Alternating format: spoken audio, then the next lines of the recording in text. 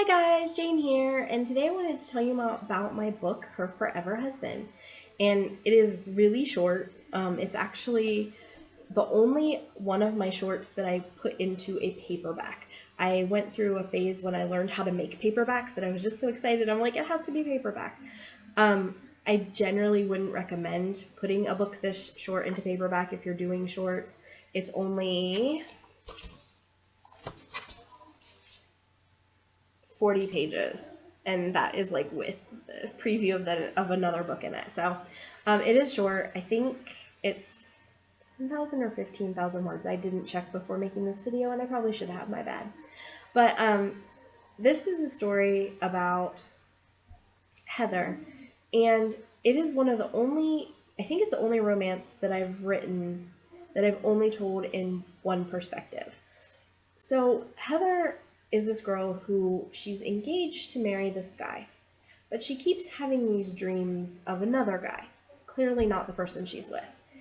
And they're in all these different settings and all these different places, but she can tell it's the same guy by his eyes.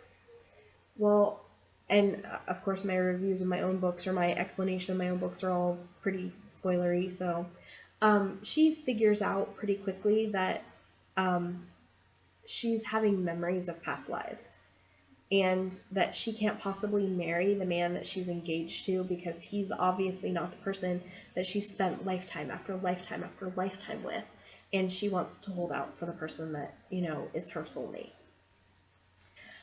So in these videos I like to talk about like why I wrote the story and kind of the background of that story. And this has an interesting background. Firstly, it is the only story I believe that I've used the name Heather in. And Heather is a character that I wrote actually in a fan fiction. She started out as a fan fiction character that I wrote for years. And I was really attached to this character. And when I first wrote my Autumn and Orion story, Educating Autumn, I used the characters Heather and Jason to base my characters off of, but later I changed the names and some character traits. With this book, though, I really kind of didn't change a lot about the personality of the characters and even somewhat their history. Like, I imagined it was my Heather character from my fan fiction in another life. Like, she died and been reincarnated, and now she was trying to find Jason from the stories to be with. So like I had a real clear vision of these are the characters, and they've just had all these lives together, because when I was writing it, you know, I'd written several characters stories with these characters as I was learning to write.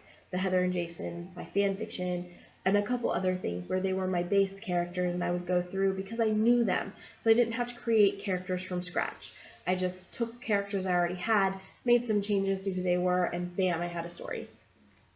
And again, I do think that's very common for new writers to do.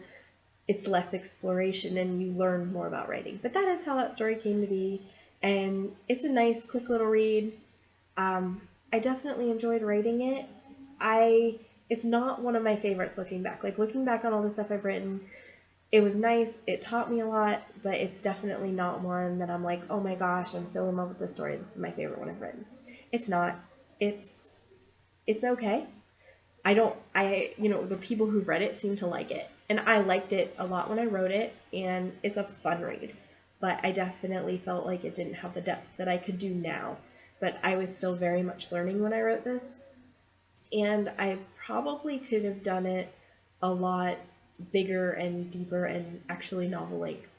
And maybe one day I will do a reincarnation love story that is a lot more complicated than 40 pages. But this is what it is, and I wanted to share how it came to be. All right, guys, this is Jane. Thank you. Bye.